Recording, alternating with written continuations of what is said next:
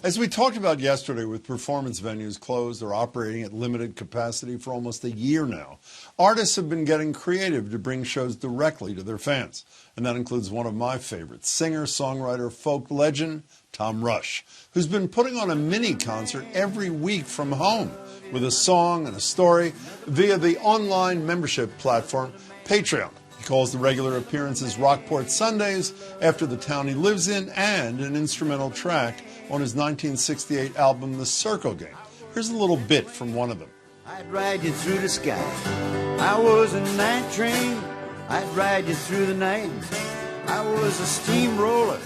Child, I would roll you over. But I ain't nothing but a man to love you, honey. Nothing but a man. Tom Rush joins me now with some even bigger plans for this Sunday's installment, which happens to be the day before a very big birthday. Happy birthday in advance. Good to see you, Tom. Thank you, Jim. Thank you. Thank you.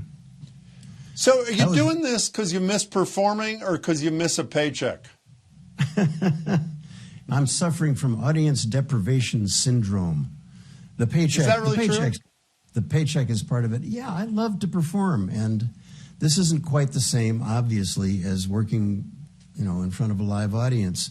But it's been very gratifying. Everybody can, post comments, and they've been just so supportive and enthusiastic. It's just been one song. It's a little quick, bite-sized morsel every Sunday, but then there's a library of 8 weeks worth of morsels that you can watch anytime you want. At the end of 8 weeks, the oldest one's taken down, a new one takes its place. And it's been a lot of fun. And some weeks, sorry to interrupt you, some weeks you sing, some weeks you read from a book that you're in the middle of writing, that kind of thing, right? I'm writing a book about why you probably don't want to be a touring musician. And occasionally I will, it's been fun writing it.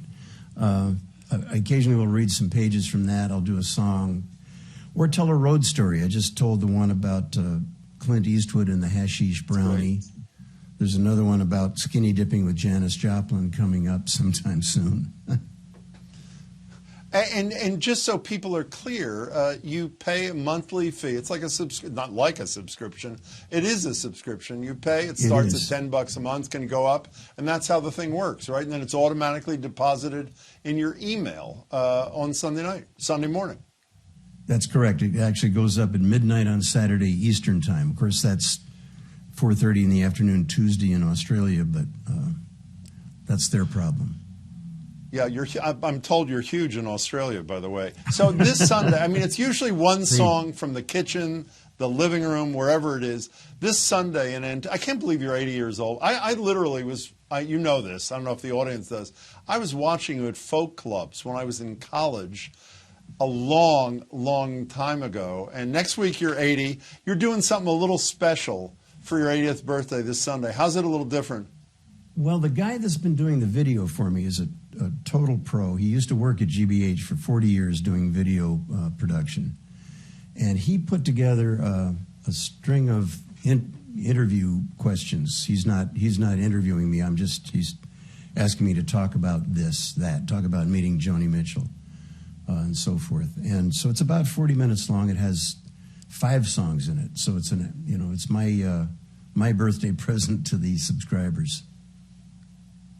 I think it's a great present, too. Last night we had the head of the Huntington Theater and the head of the Restaurant Association, and they're doing a collaborative effort with GBH this weekend. They're doing a play, and they're urging people to get a meal. And as I'm talking to them last night, I'm saying to myself, this is such a good idea that I know it's a product of pandemic times, but why, I said to them, aren't you doing this kind of thing when we're not in a pandemic?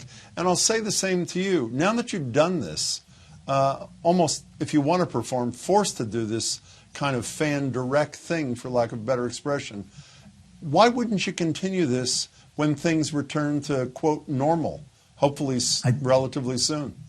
I think I will. I think I will do exactly that because it's been a lot of fun. I'm having a great time.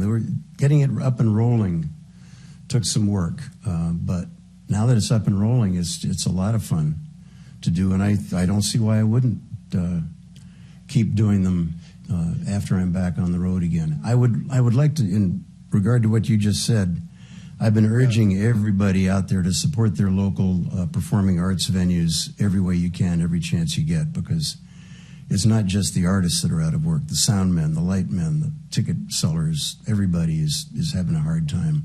And it would be a shame if we could all go back on the road and there was no place to go. Well, speaking of other performers and people behind the scenes, you've gone out of your way in the time I've known you to advance the careers of a lot of young people. It's one thing for someone like you and other people with a name to survive a pandemic. Do you worry that a lot of those young performers won't survive to do the same things that they were getting really good at before last March? It's a concern. I mean, I am very, very lucky because after 50, however many years of playing, I've got a base of supporters that I can call on to subscribe to Rockport Sundays and go to tomrush.com to sign up for Rockport Sundays. The youngsters maybe don't have that established base. So, yeah, it's something to worry about. You were a youngster once, too. You know that, right? You remember that? I still am. I'm going to get a fake ID that says I'm 35. Before you go, when you start? How old were you when you started performing? I can't believe I don't know this. When's the first time you performed in front of an audience? Oh, it was probably when I was at Groton School in Groton, Mass. I had a band there.